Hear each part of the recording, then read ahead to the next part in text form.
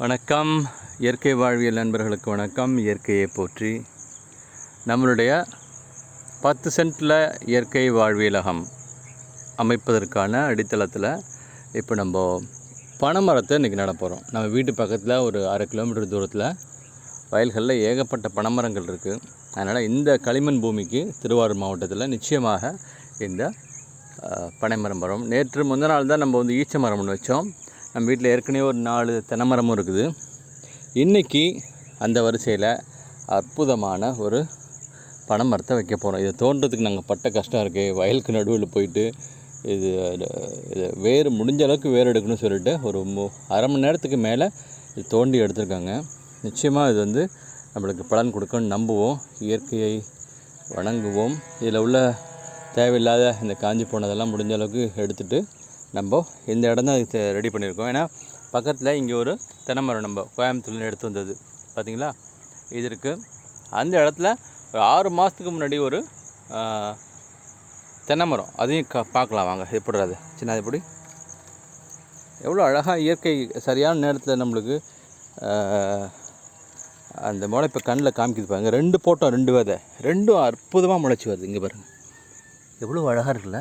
நான் நினச்சேன் இது அவ்வளோதான், அது காலி, இதுக்கு மேலே வருமா வராதா அப்படின்ட்டு சரி விட்டுடலாம் அப்படின்னு சொல்லிட்டு இது வராதுன்னு நினச்சிட்டு தான் நான் என்ன பண்ணிட்டேன், இங்கேயே பக்கத்துலேயே இருந்த இடத்துல நம்ம கோவை மாவட்டம் ஈச்சனாரில் வில்வம் பண்ணையில் ஐயா பாலசுப்ரமணியம் ஐயா அன்பளிப்பாக கொடுத்ததை பொத்தி பாதுகாத்து ஒரு கிட்டத்தட்ட ஒரு 7-8 மாதங்களுக்கு பிறகு பேருந்துலேயே நாங்கள் கூப்பிட்டு எடுத்துகிட்டு வந்தோம். இந்த செல்லக்குட்டியை அழகாக இருக்குது இப்போது. அதனால் அது வளர நினச்சோம், ஆனால் இது வந்துச்சு.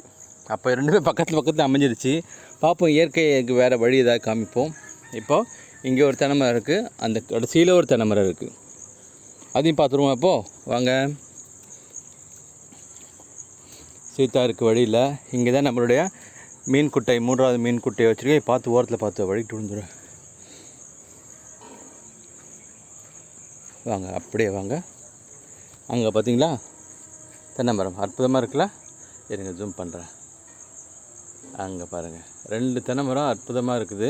இது தவிர்த்து 2 குட்டி இது வரையும் பார்த்துலாம். 4வது தென்னைமரம் 4 இருக்கிறது எவ்வளோ அபூர்வம் இல்லை 10 சென்ட்டில். இங்கே பாருங்கள், இந்த செல்லத்தை பாருங்கள். ஐயோ எவ்வளோ அழகாக இருக்குது பாருங்கள். எல்லாம் பெரிய காய்ங்க. இது முளைச்சி வந்துன்னா அற்புதமாக இருக்கும். அதனால் நம்ம இயற்கை வாழ்வியத்துக்கு தேவையான 1க்கு 4 தென்னைமரமே இருக்குது. பின்னாடி வாய்க்கால் குட்டை இருக்குது. இந்த தண்ணியை தான் மீன் கழிவுகள்லேருந்து வரக்கூடிய அந்த அம்மோனியா நைட்ரேட் அந்த கழிவுகள்லாம் இதில் வர்றதுக்கு நம்ம வழி பண்ணணும். இதில் வந்துச்சுன்னா இந்த தண்ணியை நம்ம எடுத்து எல்லாத்துக்கும் கொடுக்கலாம். இது ஒரு திடீர்னு ஒரு தோன்றின ஒரு யோசனை தான். சரி, அது ஒரு பக்கம் இருக்கட்டும். இப்போ இயற்கை வாழ்வியலகத்துக்கு ஒரு குடும்பத்துக்கு தேவையான இயற்கை உணவு முறைக்கு தேவையான 4 தென்னைமரம் இருக்குது. ஒரு ஈச்ச மரம் முந்தின நாள் வச்சோம். அந்த காணொலியை போய் பாருங்கள். இன்றைக்கி அந்த வரிசையில் இந்த செல்லத்தை வைக்கிறோம். இயற்கையை வேண்டிக்கிட்டு. சரி வாமா எப்படிங்க அப்படியே காமிக்கிறோம். ஓம் இயற்கையை போற்றி, ஓம் முன்னோர்களை போற்றி, ஓம் தமிழை போற்றி. காமிமா, கீழே காமி. இது வேறு, இதுக்கு ஒரு குழி தோண்டியிருக்கோம். இந்த குழியில் இப்படி உள்ளே வச்சுருவோம்.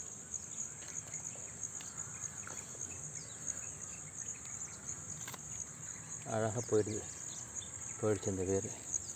லேசாக வேணால் சுருட்டிப்போம். கீழே போயிருக்குன்னு நினைக்கிறேன். இன்னும் போயிட்டே இருக்குது. அது இன்னும் கொஞ்சம் பெருசாக தோண்டி இருக்கணுமோ இல்லை?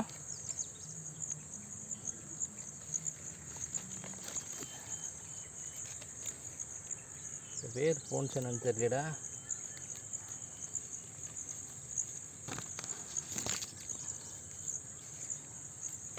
சரிங்க, வேறு நிச்சயமாக போயிருக்கோம். இதை அடாப்ட் பண்ணிக்கும். இதை இப்படி வச்சுருவோம். அற்புதம்.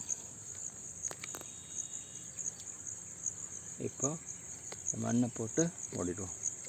சரிங்களா?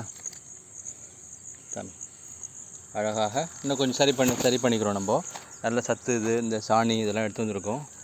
மற்றபடி இது அற்புதமான மீன் அமிலம் கலந்த பல மூலிகைகள் கலந்த சத்து பானம் இருக்குது. ஸோ எல்லாத்தையும் கொடுக்கும். இங்கே வாழை வச்சுருக்கோம், ஞாபகம் இருக்குன்னு நினைக்கிறேன் உங்களுக்கு. இதுதான் வச்சாச்சு. இனிமேல் இயற்கை தன்னுடைய வேலையை பார்த்துக்கோ. அற்புதமாக இங்கே ஒரு பெரிய பனைமரம் வரும், அங்கே ஒரு வேப்ப மரம், இது தென்னை மரம் வரும், அங்கே ஒரு ஈச்ச மரம் வரும். நடுவில் முடிஞ்ச அளவுக்கு எல்லா செடிகளையும் வைப்போம். நன்றி. நம்ம தோன்றுன மீன் குட்டையை பாருங்கள், தண்ணி அவ்வளோ அழகாகவும் சேர்ந்துட்டு. இதை நம்ம இந்த கோடைக்கு முன்னாடியே பண்ணியிருந்தோம்னா நிறைய மீன்களை காப்பாற்றிருந்துருக்கலாம். அது போயிடுச்சு. ஆனால் அனுபவம் தான் நம்மளுக்கு அறிவு கொடுக்கும். அந்த வரிசையில் இந்த வருடம் நம்ம கொஞ்சம் 2-3 மீன் குட்டைகளை தோண்டியிருக்கோம், மீன் கிணறுகளை. நன்றி, வணக்கம் நண்பர்களே. பாய் பாய்.